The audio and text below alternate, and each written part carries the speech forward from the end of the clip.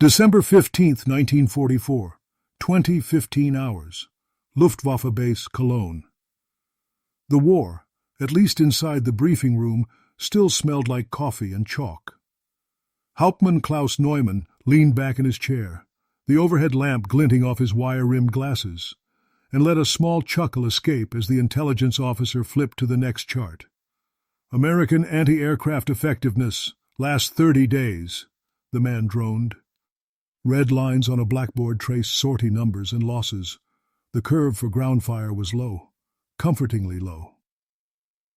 "Once more, gentlemen," the intel officer said, tapping the board with a pointer. "Our primary threat remains fighters. Flak remains sloppy. Their gunners lack discipline. Their fuses are primitive.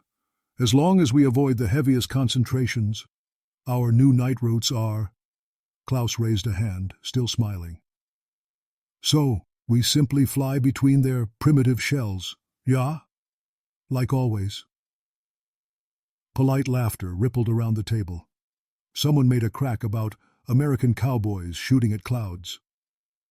Outside, beyond the blackout curtains, Cologne smoldered quietly, a red smear on the horizon. What none of them knew, what no one in that room could know, was that in a bunker across the channel, American ordnance officers had quietly signed off on issuing something entirely new to select flak batteries along the Ruhr. Fuses that didn't wait to be touched.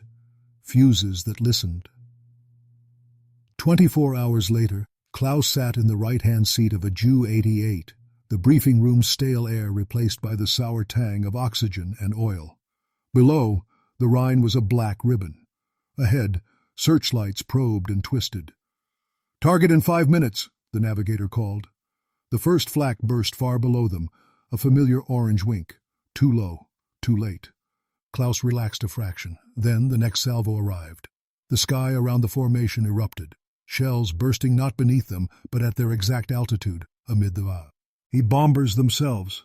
No creeping stair-step of corrections, no walking fire, just instant, murderous accuracy.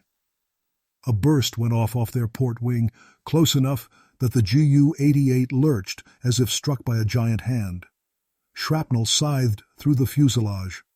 A bomber ahead disintegrated in a blossom of flame and spinning metal. "Wheat zum Teufel!